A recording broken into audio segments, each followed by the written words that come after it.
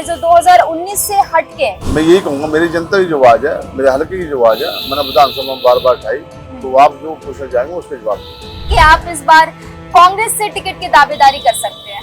अब यदि काम अधूरा पड़े, मेरा वो सपना है कि उन काम को मैं पूरा करूँ। क्या लगता है, क्या विधानसभा में भी कुछ ऐसा ही मंजर देखने को मिलेगा? आने वाले टाइम में फिर वो कांग्रेस की तरफ है, कांग्रेस से जो कैंडिडेट आएगा हम उसको मतलब पूरी मदद करेंगे। दीपेंद्र हुड्डा को मुख्यमंत्री बनाने वाले हैं। जनता बनाएगी, मैं कोई कल्ला तो कुछ नहीं बना सकता, जनता का पूरी आवाज है, जनता बनाएगी। नमस्कार, चैनल 4 न्यूज इंडिया में आपका बहुत बहुत स्वागत है। मैं हूँ आपके साथ ज्योति सिंह। हमारा चुनावी रथ जो है वो इस वक्त शाहबाद विधानसभा में है और शाहबाद विधानसभा से मौजूदा विधायक जेजेपी से रामकरण जी हैं। बहुत बहुत स्वागत है आपका। मैं आपका मैडम, मेरी विधानसभा में मैं आपका बहुत बहुत धन्यवाद करूँगा, आपका स्वागत करता हूँ। आप आए, बहुत धन्यवाद। रामकरण जी, 2019 में आप कई मुद्दों के साथ जनता के बीच में आए थे और आपको बता दें कि 2019 में बीजेपी के कृष्ण बेदी को आपने लगभग 27,000 वोटों 37,000 वोटों से हराया था और आपने विधायक के पद को ग्रहण किया। इस बार 2024 में फिर आप लोगों के बीच में जा रहे, जनता के बीच में जा रहे, ऐसे कौन से मुद्दे हैं जो 2019 से हटके हैं? क्योंकि 2019 में आप बीजेपी के साथ थे। देखो मैडम, मैं बीजेपी के साथ था, हमारे जेजेपी ने जो समझौता कर था उसके साथ था, पर लेकिन मैं जनता की जो बात थी, जनता की आवाज़ की मैं उठाई बार बार। मैं बीजेपी से कोई इलेक्शन लड़ा था, मैं जेजेपी से इलेक्शन, जनता ने इलेक्शन मेरे को लड़ाया था। मैं यही कहूँगा, मेरी जनता की जो आवाज़ है, मेरे हल्के की जो आवाज़ है, मैंने विधानसभा में बार बार उठाई, तो आप जो पूछना चाहेंगे उसके जवाब दें। तो विधायक जी, क्योंकि 2019 की जब बात आती है तो 2019 में जेजेपी और भाजपा यानी बीजेपी दोनों मिलकर काम कर रहे थे, पर अभी 2024 में दोनों की जो नैया है वो अलग अलग है। देखो, जो अलग अलग जो है, हमारा जो बीजेपी थी और जो हमारी जनता के काम थे, वो अपनी जनता के जो काम आने विधानसभा मैंने उठाए, तो मैं हर समय जिम्मेदार, मजदूर, किसान जिम्मेदार की बात उठाता था। वो बीजेपी सरकार ने जनता की आवाज़ अभी तक पूरी नहीं करी, इसलिए जनता बीजेपी से नाराज है।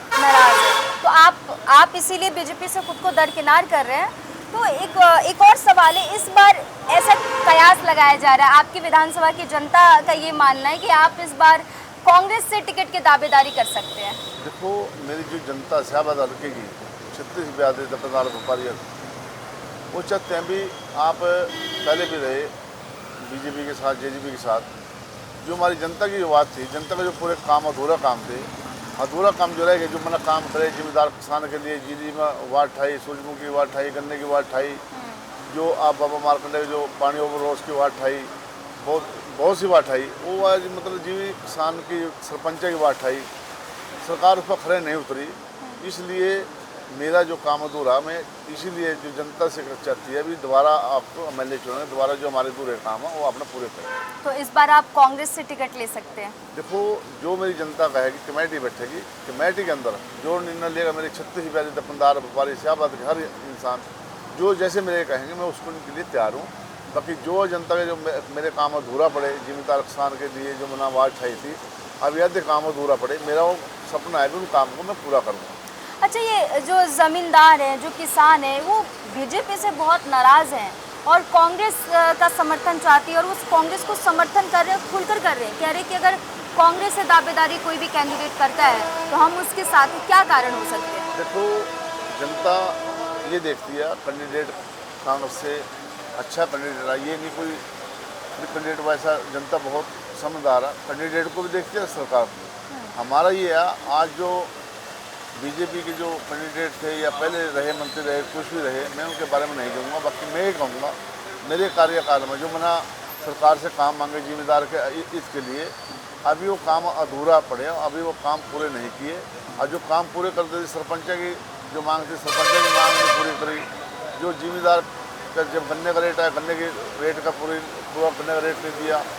जो मान आज किसान जीरी लगाने से मना कर दिया था, फिर मैंने कहा जीरी लगानी चाहिए मेरे हल्के के अंदर, उसकी जो बाबा मारकंडा ऋषि के जो आज 14 साल से मैनिंग नहीं हुई, तो मैनिंग की वजह से जिम्मेदार किसान में तो पूरे शहर का नुकसान होता है ना, तो उसकी खुदाई हो जाए 14 साल से। मतलब बाबा मारकंडा हमारा एक पितृ सियासी है, जो बाबा मारकंडा ऋषि की वजह से हमारा पूरा इलाका एक सुख शांति रहता है, पर उसकी भी हमारा ये चाहते हैं कि उसकी भी सफाई होनी चाहिए, ताकि हमारा द्रव ऋषि हमारा उसकी सफाई होनी चाहिए।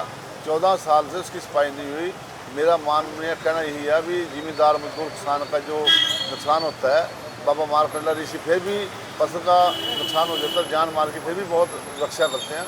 मैं कहता हूँ भी इसकी एक मोल लेगा, जिम्मेदार से ज़मीन लेगा, जिम्मेदार का फ़ायदा हो जा, उसको भी मतलब मुआवजा मिल जा, और उसको 10% उसका वैसे हर साल करते हैं जो महीने होती है, तो बहुत ही एक अच्छा मैसेज आता है। अच्छा रामकरण जी, क्योंकि ज़मीनी तौर पे देखें तो शाहबाद में अभी भी जो ज़मींदार हैं, जो किसान हैं, वो अपना समर्थन बीजेपी को नहीं दे रहे हैं। कांग्रेस से आप अगर दावेदारी करते हैं, क्या लगता है कितनी बड़ी टक्कर हो सकती है अगर कांग्रेस किसी अच्छे कैंडिडेट को मैं ये कहना चाहता हूँ, देखो आज 10 साल कार्यकाल बीजेपी को हो गया, हर चत्ते बदलाव हुआ, जनता चाहती है बदलाव हुआ। अभी अच्छे काम जो आज युवा को मतलब खुले आम नौकरी नहीं मिली, पढ़े लिखे रोजगार, आज बच्चे हमारे जो पढ़े लिखे उनको नौकरी नहीं मिली, और बहुत एक इस बात से बहुत नाराज है बीजेपी से भी। सीधे जो भर्ती नहीं हुई सीधी, जो पोर्टल पर करे, पोर्टल पर कोई काम नहीं है, पोर्टल चल ही रहे, पोर्टल नाम आता है, पोर्टल पर हमारे पास आते हैं लोग, पोर्टल पर आज तक कोई नौकरी मिली नहीं, बहुत वोट नहीं ले पोर्टल चाहिए, तो पोर्टल पूरा खुला चलाओगे, पोर्टल पर लगानी चाहिए। इस वजह से जनता जिम्मेदार की पूरी मांग नहीं पूरी हुई, जिम्मेदार के जो जिम्मेदार न भत्ते मांगे, जिम्मेदार इसके लिए नाराज आ। आज मानते हैं कॉलोनी के 10 साल हो गए, किसी गरीब की कॉलोनी नहीं आई आज तक। आप खुद ही पूछ लो, मामा हमारे पास आती है कॉलोनी वाली लेडीज़ बहुत आती है, हमारे कॉलोनी नहीं, हमारा ये नहीं है। आज 10 साल से कोई कॉलोनी नहीं आई किसी की। मैं कुछ झूठ नहीं बोल रहा, अब आप पता कर लेना गाँव में जाकर भी कॉलोनी किसी की आई नहीं आई। उल्टे हमारे से करते हैं। मैं इसलिए बीजेपी का ग्राफ बहुत पीछे है, क्योंकि जनता चाहती है काम, वर्कर भी काम चाहता है, हर इंसान काम चाहता है। गलियाँ नाले तो आम एक बनते हैं, नौकरी भी जरूरी है।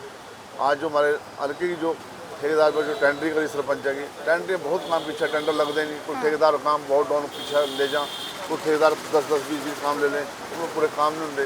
तो इस वजह से बहुत सरकार से बहुत नाराज है लोग, भी काम पूरे टाइम पर नहीं हो रहे। अच्छा, लोकसभा चुनाव इस बार जो हुए उसमें जो नतीजे आए, बीजेपी को नुकसान हुआ हरियाणा में 5 सीटों का, क्या लगता है क्या विधानसभा में भी कुछ ऐसा ही मंजर देखने को मिलेगा? देखो जनता का बहुत एक रोष है इस बात है कि हमारे जो आज भी जो काम नहीं करे हमारे बीजेपी ना, इसलिए जनता का रोष है। इसलिए 5 सीटें भी मतलब यहाँ से लोकसभा में गई है।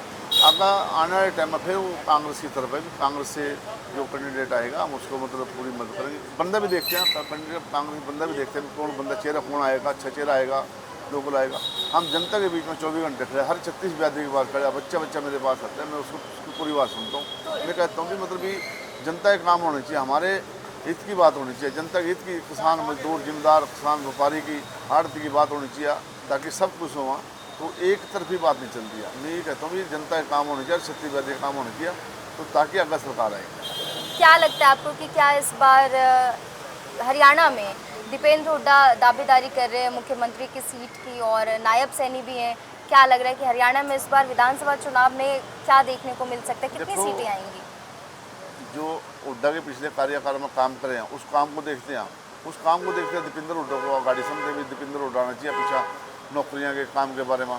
जो आगा जो पिछले किसानों के मजदूर के जो हर 36 व्याधि काम पूरे होते तो बीजेपी टक्कर मान दी। तो आज की डेट में मैं कहता हूँ जो जनता आप देख रहे, तो मैं कहूँगा भी दीपेंद्र हुड्डा का गाड़ी आने का संभावना भी, दीपेंद्र हुड्डा को सीएम मांगते हैं ज़्यादा संभावना। अच्छा, लोग तो ये भी कह रहे हैं कि नायब सैनी अभी नए मुख्यमंत्री बने हैं और कार्यकाल को देखा नहीं है, खट्टर साहब से भी नाराज़गी है, तो इस बार विधानसभा में अंदाज़न आप मुझे बताइए, आपका अंदाज़ा क्या कहता है कितनी सीटें बीजेपी इस बार हासिल कर पाएगी और कांग्रेस कितनी सीटें ले पाएगी इस बार? देखो आज दीपेंद्र हुड्डा के नाम पर आज पूरा हर 36 व्याधि उसको मानती है। तो 10 साल पीछे बीजेपी के देख लिए, वो कहते बदलाव होना चाहिए। हम एक सरकार दीपेंद्र हुड्डा की यानी कम से कम भी 70 सीटें की दुनिया पब्लिक जो आज बोलते हैं 70 सीटें कांग्रेस की आएंगी, 70 सीटें कांग्रेस की आएगी, ये दावा कर रहे हैं हमारे साथ रामकरण जी। रामकरण जी, 70 सीटें कांग्रेस की आएगी, यानी कि आप दीपेंद्र हुड्डा को मुख्यमंत्री बनाने वाले हैं? देखो जनता बनाएगी, मैं कोई कल्ला तो कोई नहीं बना सकता, जनता का पूरी आवाज़ है, जनता बनाएगी। जिसको जनता चाहती है उसको जनता ऊपर उठा देती है, जिसको जनता कहती है। आज जनता का पूरा मन है कि दीपेंद्र हुड्डा को हमने सीएम बनाना है इतना।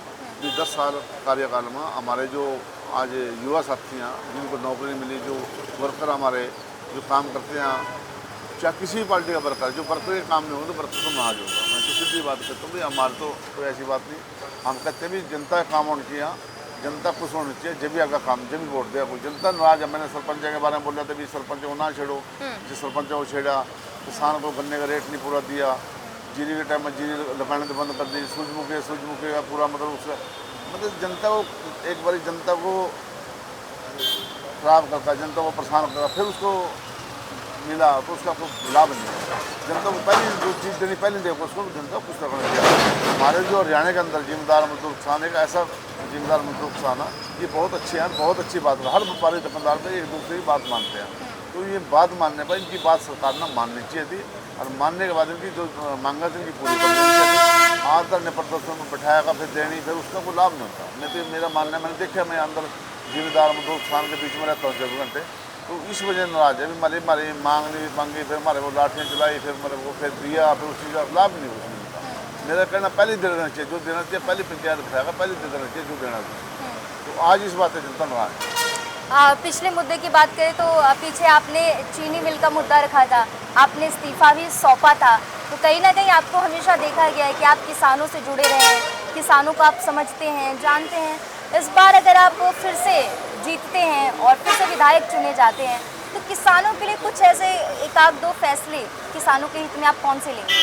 मैंने जो किसान के पहले भी मना करने के मांग में, जब चीनी मिल में बैठा था, मना कोई नहीं कहा था भी जिम्मेदार का जो गन्ने का रेट है पूरा दे दो। वो 20 रुपये की बजाय जिम्मेदार पर मेरी 40 डिमांड में जिम्मेदार को 10 रुपये मिले। मेरी डिमांड फिर भी याद आती भी याद मत है, कम से कम 20 रुपये तो कम से कम 10 रुपये मिले। 10 रुपये में जिम्मेदार का पूरा नहीं बचा, तो जिम्मेदार का खर्चा बहुत होता है। मैं भी जिम्मेदार हूँ, हर किसान है जो गन्ने की फसल लगता है, गन्ने इसीलिए गन्ना कम हो गया आपका, गन्ना लोग जिम्मेदार कम लगे, कारण ताकि गन्ने के अंदर जो रेट आज उसके रेट में बच जाए। तो मैं तो कहूँ भी समय समय पर, जैसे सूरजमुखी का आज सूरजमुखी जो मैंने मांगी थी पिछली बारी, आज सूरजमुखी जो बिकी है, तो जिम्मेदार की पहले एडवांस में जब जीरी आएगी तो एक पहली जीरी उठ जाए तो बहुत अच्छी बात है, और उसको 10 दिन पीछे चलाना तो उसका बड़ा नुकसान होता है जिम्मेदार का। तो इसीलिए कहता हूँ जिम्मेदार की मेरी मांग, हर टाइम जिम्मेदार मजदूर व्यापारी आड़ती हैं, उनका भी फायदा होना चाहिए। जो उनका फायदा होगा, हर दुकानदार के व्यापारी का फायदा होगा, रेडी वाला मजदूर कोई भी है, जब भी अगर सरकार चलेगी, जब भी अगर जिम्मेदार चलता है। मैं तो ये कहता हूँ कि जिम्मेदार सबसे पहले है, जो हमारे को हर टाइम हमारी सरकार को और मजदूर दुकानदार जो उससे व्यापारी हर जिम्मेदार से चलता है।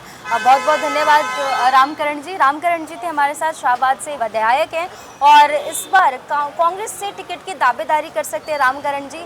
अब देखना बाकी है कि जनता कांग्रेस से टिकट की दावेदारी करते रहे, जनता कितना सहयोग करती है, और अगर कांग्रेस से टिकट मिलता है तो टक्कर यहाँ पे कहा जा रहा है कि टक्कर ज़्यादा गहरी नहीं हो सकती, ज़्यादा कांटे की टक्कर नहीं देखी जा रही है, क्योंकि शाहबाद विधानसभा की जनता का मानना है कि एक तरफा यहाँ पे अगर कांग्रेस से इनको टिकट मिलता है तो एक तरफा चुनाव हो सकता है। ये जो बातें हैं वो जनता के बीच से निकलकर सामने आई हैं। फिलहाल नतीजों के बाद ही पता चलेगा कि क्या होता है, वो जनता के बीच का सवाल है। हम आपसे लेंगे विदा और मिलेंगे एक और अगले विधानसभा में अगले कैंडिडेट के साथ।